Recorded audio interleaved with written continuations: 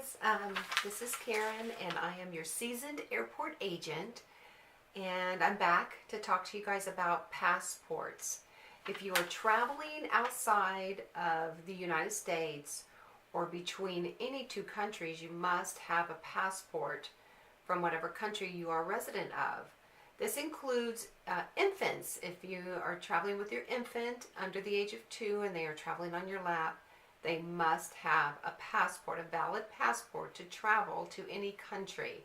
It includes Mexico and it includes Canada. Passport cards are not valid to travel on an airline. Those are only good if you're crossing the border by car, or maybe if you're going on a cruise ship, that might be okay. But it strictly says right on the passport card, not valid for airline travel. Also, a thing you need to understand about passports is, well, they can't be expired. So in many countries require that your passport can't be expired for up to sometimes 6 months.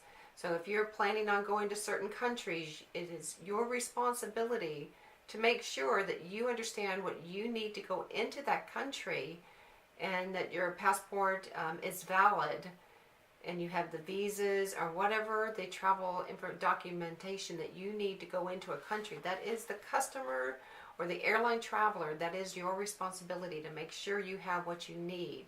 As far as the airline goes, it is our responsibility to check to make sure that you have what you need to travel. If you do not, you will be denied boarding until you get whatever travel documents you need. And that could be the passport might be expiring within a month, and a country says you have to have it valid for at least 3 months or 6 months. And I see that a lot at the airport, that we deny people boarding for that. Also, if your passport is torn, has been washed, is coming apart at the seams, if it's damaged in any way, if it's called a mutilated passport, you will be denied boarding. You're not going to get on an airline with a mutilated passport. That's because when you get to the other country, they do not accept them, and then they ship you right back to your point of origin, and the airlines get a fine for that, and the agent who checked you in will get in trouble for that.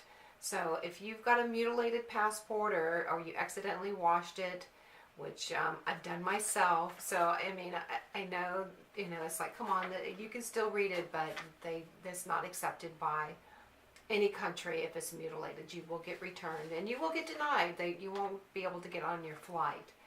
Another thing about passports, guys, is keep them with you. Okay, put them someplace on your person.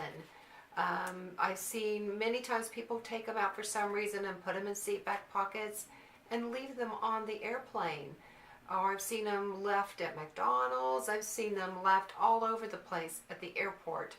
Please keep them on you. That you have to have that. It's a very important document. Don't just leave it out, or put it down somewhere. Keep it on your body at all times, and keep it close to you. Also, put your phone number in it. You know how many passports I have found at the airport, and if somebody had put their phone number in it, which there is a page in your passport for information, if I'd had a phone number and I could have called you, it could have saved you a lot of trouble, and you could have gotten your passport back.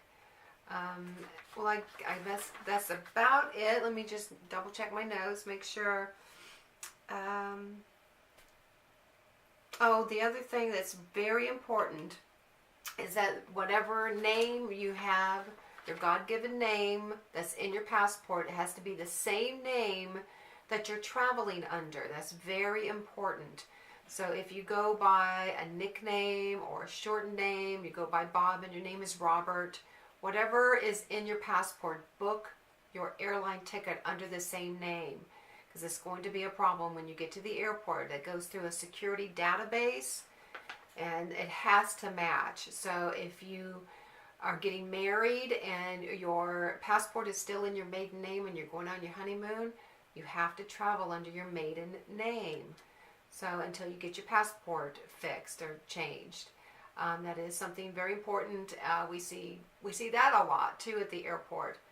And it's good to have a copy of your passport with you, just in case you do misplace it, and then if you have the information somewhere, it would be easier for you to get another passport.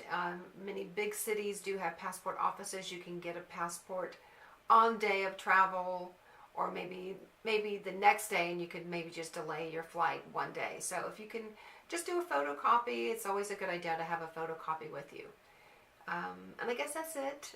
It's just something that's very important about passports and things that I see daily at the airport.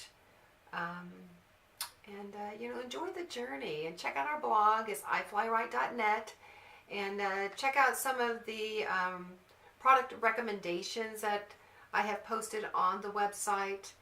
And that's it. Thanks, guys. Bye.